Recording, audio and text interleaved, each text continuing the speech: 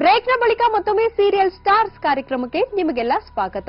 ವಿನಯ್ ತಮ್ಮ ತುಂಟ ಮಗ ರಿಷಿನ ಕೂಡ ನಮಗೆ ಪರಿಚಯ ಮಾಡಿಸಿದ್ರು. ಆ ಮಗು ವಿನಯ್ ಅವ್ರ ಬಗ್ಗೆ ಏನ್ ಮಾತನಾಡಿದ್ದಾರೆ ನೀವೇ ನೋಡಿ. ಯಾರಿಗೂ ಕೂಡ ವಿನಯ್ ಅವರಿಗೆ ಮಗು ಇದೆ, ಇಷ್ಟು ದೊಡ್ಡ ಮಗು ಇದಾರೆ ಅಂದ್ರೆ ಯಾರು ಕೂಡ ನಂಬಲ್ಲ ಅನ್ಕೋತೀನಿ. ನಾನು ಇವನು ಹುಟ್ಟೋದಕ್ಕೆ ಮುಂಚೆ ಯಾವ್ದಾದ್ರು ತರಲೆ ಮಕ್ಕಳು ನೋಡಿದ್ರೆ ಅನ್ಕೊಂತಿದ್ದೆ, ಏನ್ ಅವ್ರ ಅಪ್ಪ ಅಮ್ಮನಿಗೆ ಡೀಸೆನ್ಸಿ ಇಲ್ವಾ, ಹಂಗೆ ಮಕ್ಕಳನ್ನ ಹಂಗೆ ತರಲೆ ಮಾಡೋದಕ್ಕೆ ಬಿಟ್ಟಿದ್ದಾರೆ ಅಂತ. ಅವ್ರ ಪೇನ್ ಏನು ಅಂತ ನನಗೆ ಇವಾಗ ಅರ್ಥ ಆಗ್ತಾ ಇದೆ. ಅಂತ ದೊಡ್ಡ ತರಲೆ ಇವನು. ಇವಾಗ ದೊಡ್ಡವನು ಆಗ್ತಾ ಆಗ್ತಾ ಇನ್ನ ತರಲೆಗಳು ಜಾಸ್ತಿ ಆಗ್ತಾ ಇದೆ.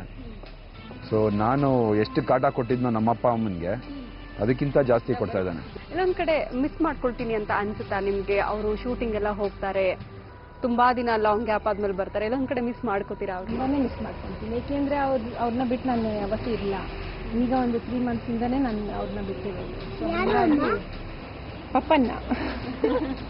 ಸೊ ಹಂಗಾಗಿ ನನಗೆ ಅವ್ರನ್ನ ಬಿಟ್ಟಿರೋದು ಸ್ವಲ್ಪ ಕಷ್ಟ ಆಗ್ತಾ ಇದೆ. ಸ್ವಲ್ಪ ಅಲ್ಲ, ತುಂಬಾನೇ ಕಷ್ಟ ಆಗ್ತಾ ಇದೆ. ನೋಡ್ಬೇಕು ಯಾವ ಕ್ಯಾರೆಕ್ಟರ್ ನಿಮ್ಗೆ ಇಷ್ಟ ಆಯ್ತು? ಇಷ್ಟು ದಿನ ಸೀರಿಯಲ್ ಆಯ್ತು, ಫಿಲಮ್ ಆಯ್ತು, ಯಾವ ತುಂಬಾ ಇಷ್ಟ ಆಗಿದೆ ನಿಮ್ಗೆ ಅವ್ರ ಪಾತ್ರ? ಇಂಥದ್ದೇ ಅಂತ ಹೇಳಕ್ಕಾಗಲ್ಲ. ಯಾಕೆಂದ್ರೆ ಅವರು ಡೈರೆಕ್ಟ್ ಆಗಲಿ ಪ್ರೊಡ್ಯೂಸರ್ಸ್ ಆಗಲಿ ಅವ್ರು ಇಷ್ಟಪಟ್ಟು ಕೊಟ್ಟಿರೋ ಕ್ಯಾರೆಕ್ಟರ್ನ ನಾವು ಇದು ಇಂಥದ್ದೇ ಅಂತ ಪರ್ಪಸ್ ಹೇಳಕ್ಕಾಗಲ್ಲ. ಸೊ ಅವ್ರು ಮಾಡೋ ಆಕ್ಟಿಂಗ್ ಎಲ್ಲಾನು ತುಂಬಾ ಚೆನ್ನಾಗಿ ಮಾಡ್ತಾ ಇದ್ದಾರೆ. ಎಸ್, ಇನ್ನ ತುಂಬಾ ಫೀಲ್ ಆಗಿ ವಿನಯ್ ಅವರು ಕಾಲ್ ಮಾಡಿ ಅತ್ತಿರೋದಿರ್ಬಹುದು, ನಿಮ್ಮ ಹತ್ರ ಶೇರ್ ಮಾಡಿರೋದಿರ್ಬಹುದು, ತುಂಬಾ ನೋವಿನ ಸಂಗತಿಗಳು ಯಾವ್ದಾದ್ರು ಇದೆಯಾ? ನಿಮಗೂ ಕೂಡ ಬೇಜಾರಾಗಿದೆ? ಅಲ್ಲಿ ಹೋದ್ಮೇಲೂ ಇರಬಹುದು, ಮದ್ವೆಗೂ ಮುಂಚೆ ಇರಬಹುದು, ಅಥವಾ ಮದ್ವೆ ಆದ್ಮೇಲೆ ಇರಬಹುದು? ಮದ್ವೆಗೂ ಮುಂಚೆ ನನಗೆ ಅಷ್ಟು ಅಲ್ಲಿ ಟಚಲ್ಲಿ ಇರಲಿಲ್ಲ. ಮದುವೆ ಆದಮೇಲೆ ಅಂದರೆ ಅವ್ರು ನನ್ನ ಬಿಟ್ಟು ಎಲ್ಲೂ ಹೋಗಿಲ್ಲ. ಇನ್ನೊಂದೇನೆಂದರೆ ಈಗ 3 ತಿಂಗಳಲ್ಲಿ ಅವ್ರು ಹೇಳಿರೋದು ಏನಾದರೂ ಹೆಚ್ಚು ಇದು ತಲೆನೋವು ಇಲ್ಲ ಹುಷಾರಿಗೆ ಜ್ವರ ಗಿರ ಅಂತ ಹೇಳಿದ್ರೆ ಹೋಲ್ ಡೇ ನನ್ನ ಇವ್ರ ಜೊತೆನೇ ಇರ್ತಾ ಇದ್ನಲ್ಲ ನಾನು ಇಲ್ಲಿದ್ದಾಗ, ಅವಾಗ ಸ್ವಲ್ಪ ನನ್ನ ತುಂಬ ಮಿಸ್ ಮಾಡ್ಕೊಂಡಿದ್ದಾರೆ ಅಂತ ಅಂದ್ಕೊಳ್ತೀನಿ. ಏಕೆಂದರೆ ಅವಾಗ ಹೇಳ್ಕೊಳ್ತಾ ಇರ್ತಿತ್ತು. ರೀಸೆಂಟಾಗಿ ತುಂಬ ವೈರಲ್ ಫೀವರ್ ತುಂಬ ಆಗ್ಬಿಟ್ಟಿತ್ತು. ಇಲ್ಲಿದ್ರೆ ಒಂಥರ ರಾಜನ್ ಥರ ಎಲ್ಲರೂ ಇರ್ತಾರೆ ಜೊತೆಯಲ್ಲಿ. ಸೊ ಟೈಮಿಗೆ ಮಾತ್ರ ಊಟ ತಿಂಡಿ ನೀರು ಜ್ಯೂಸು ಅಂತ. ಬಟ್ ಅಲ್ಲಿ ಇಟ್ಸ್ ಲೈಕ್ ಹೋಮ್ ಅಲೋನ್, ಒಬ್ಬನೇ, ಜೊತೆಗೆ ನನ್ನ ತಮ್ಮ ಇರ್ತಾನೆ. ಸೊ ನಾವಿಬ್ಬರು ಬಿಟ್ಟರೆ ಇನ್ಯಾರೂ ಇಲ್ಲ. ಅವನಿಗೂ ಮೈ ಹುಷಾರಿಲ್ಲ, ನನಗೂ ಮೈ ಹುಷಾರಿರಲಿಲ್ಲ. ಸೊ ಇಡೀ ದಿನ ಮಲ್ಕೊಂಡು ಅವಾಗ ಸ್ವಲ್ಪ ಬೇಜಾರಾಯಿತು. ಯಾರೂ ಇಲ್ವಲ್ಲ ಕೇಳೋರು. ಇಲ್ಲಿ ನಮ್ಮ ಕರ್ನಾಟಕದ ಹೊರಗಡೆ ಹೋದ್ರೆ ನಮ್ಮವರು ಅಂತ ಯಾರು ಸಿಗೋದೇ ಇಲ್ವಲ್ಲ ಅಂತ ಒಂದು ಸ್ವಲ್ಪ ಪ್ರೀತಿ ಕಡಿಮೆ ಆಯ್ತು, ಪ್ರೀತಿ ಕೊರತೆ. ಎಷ್ಟೇ ಕೇರ್ ಮಾಡಿದ್ರು ಮನೆಯವ್ರು ಕೇರ್ ಮಾಡೋಷ್ಟು ಪ್ರೀತಿ ಸಿಕ್ಕಲ್ಲ. ಸೊ ಹಂಗಾಗಿ ಸ್ವಲ್ಪ ಅವಾಗ ಫೋನ್ ಮಾಡ್ತಾ ಇರ್ತಾರೆ, ಏನೇ ಇದ್ರೂ ಹೇಳ್ಕೊಂತಾ ಇರ್ತಾರೆ, ಶೇರ್ ಮಾಡ್ಕೊಂತ ಇರ್ತಾರೆ.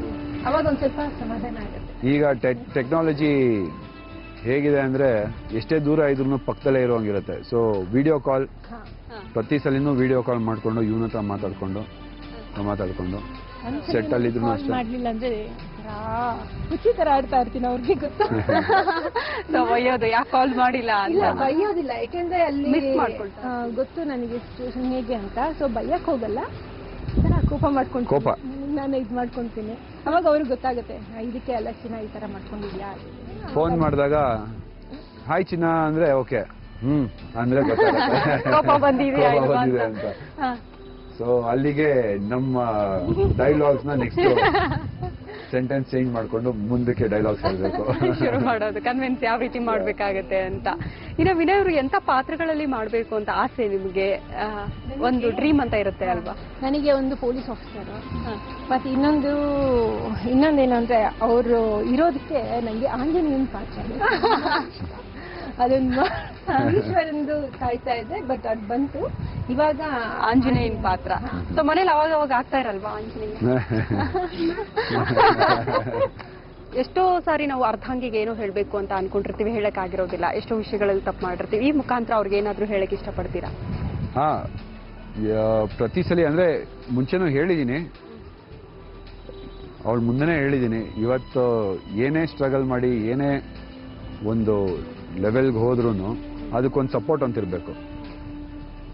ಹೇಳ್ತಾರೆ behind every successful men there is a women ಅಂತ.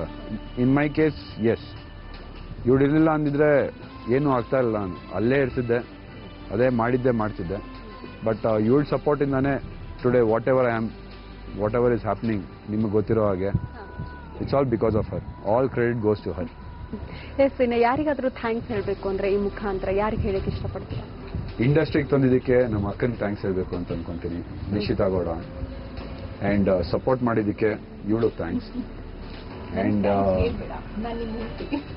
ಸಾರಿ ನಮ್ಮ ತಂದೆಗೆ ಹೇಳಬೇಕು. And that's all. ಈ ಮುಖಾಂತರ ನೀವು ವಿನಯ್ ಅವ್ರಿಗೆ ಏನು ಹೇಳಕ್ಕೆ ಇಷ್ಟಪಡ್ಬೇಕು? ಮಾಡೋ ಕೆಲಸನ ಶ್ರದ್ಧೆ ಇಟ್ಟು ಮಾಡು ಅಷ್ಟೇ. ಯಾವಾಗ್ಲೂ ಜೊತೆಲಿ ಇರ್ತೀನಿ ಅಲ್ವಾ? ಎಸ್, ವಿನಯ್ ಅವರು ಯಾವಾಗ್ಲೂ ಬರುವಂತಹ ಜಿಮ್ ಸೆಂಟರ್ ಅಲ್ಲಿ ನಾವಿದ್ದೀವಿ. ಇಲ್ಲಿ ಅವರು ಟ್ರೈನರ್ ಕೂಡ ಇದ್ದಾರೆ. ಬನ್ನಿ ಅವರು ಅವ್ರ ಬಗ್ಗೆ ಏನ್ ಹೇಳ್ತಾರೆ ಅಂತ ಕೇಳೋಣ.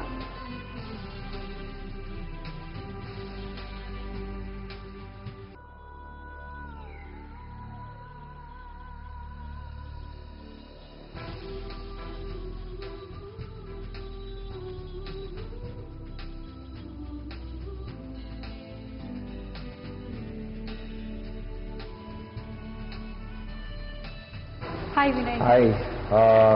ನಾನು ಹೇಳಿದೆ ನಿಮಗೆ, ಸಿಕ್ಕಾಪಟ್ಟೆ ವೆಯ್ಟ್ ಇದ್ದೆ ನಾನು. ಸೊ ಅದಕ್ಕೆ ರಾಕ್ಷಸನ್ ಪಾರ್ಟಿಗೆ ಹಾಕಿದ್ರು ನನ್ನ. ಆಮೇಲೆ ವೆಯ್ಟ್ ಲಾಸ್ ಮಾಡಿಕೊಂಡು ಮಹಾದೇವನ್ ಪಾರ್ಟಿಗೆ ಹಾಕಿದ್ರು ಅಂತ. ಅದಕ್ಕೆಲ್ಲ ಕಾರಣ ಇವರು, ಹಾಯ್, ನಮ್ಮ ಟ್ರೈನರ್ ಕಿರಣ್ ಅಂತ. ಹಾಯ್, ಹೇಗಿದ್ದೀರಾ? ತುಂಬಾ ಚೆನ್ನಾಗಿದ್ದೀನಿ. ಎಸ್, ಹೇಳ್ತಾ ಇದ್ದಾರೆ ವಿನಯ್ ಅವರು, ಫಸ್ಟ್ ಇಲ್ಲಿ ಬಂದಾಗ 120 kg ಮೇಲಿದ್ದೆ ನಾನು, ವಿಲನ್ ಕ್ಯಾರೆಕ್ಟರ್ ಕೊಟ್ಟಿದ್ರು ನನಗೆ ಅಂತ. ಬಟ್ ಹೇಗೆ ಲಾಸ್ ಮಾಡೋಕ್ಕೆ ಸಾಧ್ಯ ಆಯಿತು? ಹೇಗೆ ವರ್ಕೌಟ್ ಮಾಡ್ತಿದ್ವಿ? ಫಸ್ಟು ಡೆಡಿಕೇಶನ್ನು ತುಂಬ ಚೆನ್ನಾಗಿತ್ತು. ಅವರ ಡಯಟು ತುಂಬ ಚೆನ್ನಾಗಿ ಮಾಡ್ತಾಯಿದ್ರು.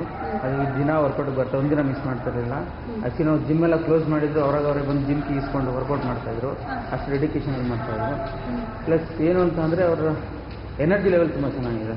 ನಾವು ಒಂದು 15 ಕೌಂಟ್ಸ್ ಮಾಡಿದ್ರೆ ಅವ್ರು 20 ಕೌಂಟ್ಸ್ ಲೆವೆಲ್ವರೆಗೂ ಮಾಡ್ತಾಯಿದ್ರು. ಏನಾದರೂ ಡೆಡಿಕೇಶನ್ ಮಾಡಲೇಬೇಕು ಅನ್ನೋದು 129 kg ಇದ್ದವರು ಆಲ್ಮೋಸ್ಟ್ 94 kg ಕಮ್ಮಿ ಆಗಿದ್ದಾರೆ.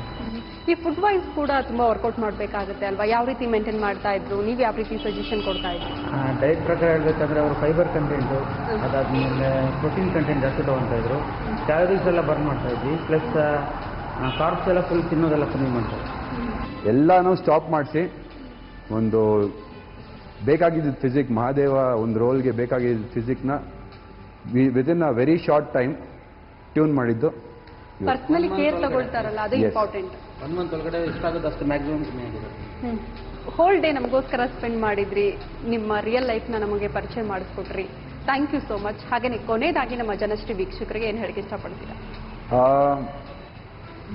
ಆ್ಯಕ್ಚುಲಿ ಥ್ಯಾಂಕ್ ಯು ಆಲ್, ಬಂದು ನನ್ನ ಇಂಟರ್ವ್ಯೂ ಮಾಡಿದ್ರಿ. ಆ್ಯಂಡ್ ವೀಕ್ಷಕರಿಗೆ health is very important. And ಯಾವುದೇ ಒಂದು ಕೆಲಸ ತೊಗೊಂಡ್ರು ಕಂಪ್ಲೀಟಾಗಿ ಮಾಡಿ.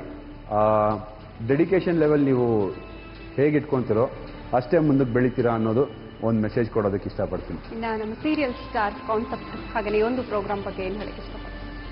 ಇದು ತುಂಬ ಚೆನ್ನಾಗಿದೆ ಕಾನ್ಸೆಪ್ಟ್. ಐ ಮೀನ್ ಜನರಿಗೆ ಸ್ಟಾರ್ಸ್ ಅಂದರೆ ಒಂದು ಡಿಫ್ರೆಂಟ್ ಮೈಂಡ್ಸೆಟ್ಟೇ ಇರುತ್ತೆ. ಹೇಗೆ ಮಾತಾಡ್ತಾರೋ, ಅವರು ಫ್ರೆಂಡ್ಲಿ ಆಗಿರ್ತಾರೋ ಇಲ್ವೋ, ಅವ್ರ ಲೈಫ್ ಸ್ಟೈಲ್ ಹೇಗಿರುತ್ತೆ ಅನ್ನೋ, ನಾವು ನಾರ್ಮಲ್ ಆಗಿ ನೋಡಿದಾಗ ಒಂದು ಶಾರುಖ್ ಖಾನ್ ಆಗಲಿ, ಒಂದು ಅಮಿತಾಬ್, ಅವ್ರ ಲೈಫ್ ಸ್ಟೈಲ್ ಹೇಗಿರ್ಬೋದು ಅಂತ ನಮಗೂ ಒಂದು ಇಮ್ಯಾಜಿನೇಷನ್ ಇರುತ್ತೆ. ಬಟ್ ಆ ಡೆಪ್ತ್ಗೆ ಹೋಗಿ ಅವ್ರ ಲೈಫ್ ಒಳಗೆ ಹೋಗಿ ಅವ್ರದ್ದು ಲೈಫ್ನ ಓಪನ್ ಬುಕ್ ಮಾಡಿಟ್ಟಾಗ ಜನರ ಮುಂದೆ ದೇ ಫೀಲ್ ವೆರಿ ಕನೆಕ್ಟೆಡ್. ನಮ್ಮನ್ನು ಜನರವ್ರಿಗೂ ಸೇರಿಸೋದಕ್ಕೆ ಇದೊಂದು ಒಳ್ಳೆ ಕಾರ್ಯಕ್ರಮ ಅಂತ ಹೇಳೋದಕ್ಕೆ ಇಷ್ಟಪಡ್ತೀನಿ. And you guys are doing a great job. Thank you very much. ನೋಡಿದ್ರಲ್ಲ ವಿನಯ್ ಅವರ ಬಾಲ್ಯ ಹಾಗೆಯೇ ನಟನಾ ಜೀವನದ ಕತೆ ಹೇಗಿತ್ತು ಅಂತ. ಈ ಕಥೆ ನಿಮ್ಮೆಲ್ಲರಿಗೂ ಕೂಡ ಇಷ್ಟ ಆಗಿದೆ ಅಂತ ಭಾವಿಸ್ತಾ ಇದನ್ನ ಇಲ್ಲಿಗೆ ಮುಗಿಸ್ತಾ ಇದ್ದೀನಿ. ಇದು ಇವತ್ತಿನ serial stars powered by Shakuntala herbal hair oil. ನೀಳವಾದ ಕಪ್ಪು ಕೇಶರಾಶಿಗಾಗಿ ಶಕುಂತಲಾ ಹರ್ಬಲ್ ಹೇಟೋ. ನಮಸ್ಕಾರ.